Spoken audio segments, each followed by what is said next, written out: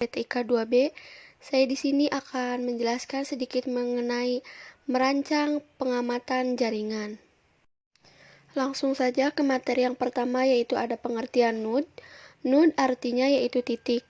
Dalam konteks jaringan, node adalah anggota jaringan yang sangat menerima data atau menghasilkan data. Yang pula, node yang dapat menghasilkan sekaligus menerima data. Contohnya yaitu seperti komputer server serta klien. Yang kedua yaitu ada fungsi node. Node dapat berupa perangkat elektronik aktif termasuk komputer, telepon, atau printer, selama terhubung ke internet, dan karena itu mereka adalah alamat IP. Peran node adalah untuk mendukung jaringan dengan menjaga salinan dari blockchain dan dalam beberapa kasus. Untuk memproses transaksi, node sering sebagai pohon banner.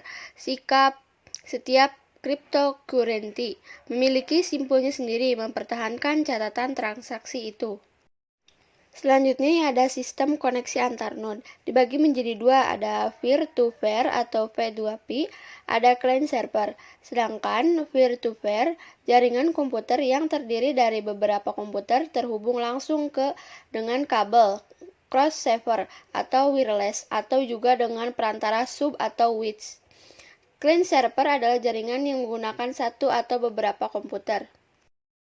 Selanjutnya yaitu ada segmentasi. Segmentasi jaringan adalah tindakan atau praktik membelah jaringan komputer menjadi subnetwork, masing-masing menjadi segmen jaringan. Keuntungan dari pemisahan tersebut terutama untuk meningkatkan kinerja dan meningkatkan keamanan. Ada kekurangan segmentasi. Ada pengurangan pemukaan serangan yang tersedia untuk privat.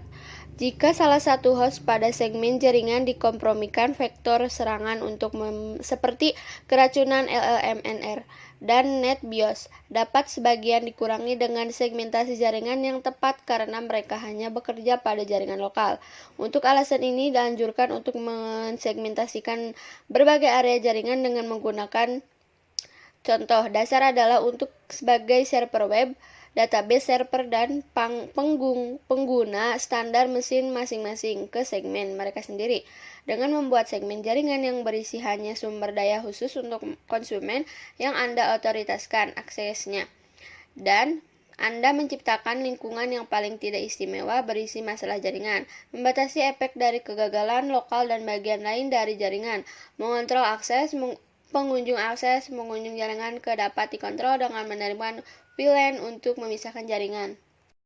Selanjutnya, belajar dan mengenal IP address, subnetting, dan VLSM. IP address adalah alamat yang diberikan ke jaringan dan peralatan jaringan yang menggunakan protokol TCP atau IP. IP address terdiri dari atas 32 bit, binary atau bilangan. Angka Bender yang dibagi adalah 4 oktet atau bit, terdiri dari 8 bit. Setiap bit mempresentasikan bilangan desimal mulai dari 0 sampai 255. Ada IP privat, adalah yang dapat digunakan dengan bebas tetapi tidak dikenal pada jaringan internet global. Karena itu biasa dipergunakan pada jaringan tertutup yang tidak terhubung ke internet, misalnya jaringan komputer ATM. Selanjutnya ada subnetting. Seorang network administrator sering sekali membutuhkan pembagian network dari suatu IP address yang telah diberikan oleh internet service provider (ISP) dikarenakan tersedia IP address pada saat ini sangat terbatas akibat menjamurnya situs-situs internet. Cara untuk membagi internet ini disebut dengan subnetting dan hasil dari subnetting disebut dengan subnetwork. Langkah-langkah subnetting adalah sebagai berikut. Sekian materi yang bisa saya sampaikan, kurang lebihnya mohon maaf. Wabillahi taufiq wal hidayah. Wassalamualaikum warahmatullahi wabarakatuh.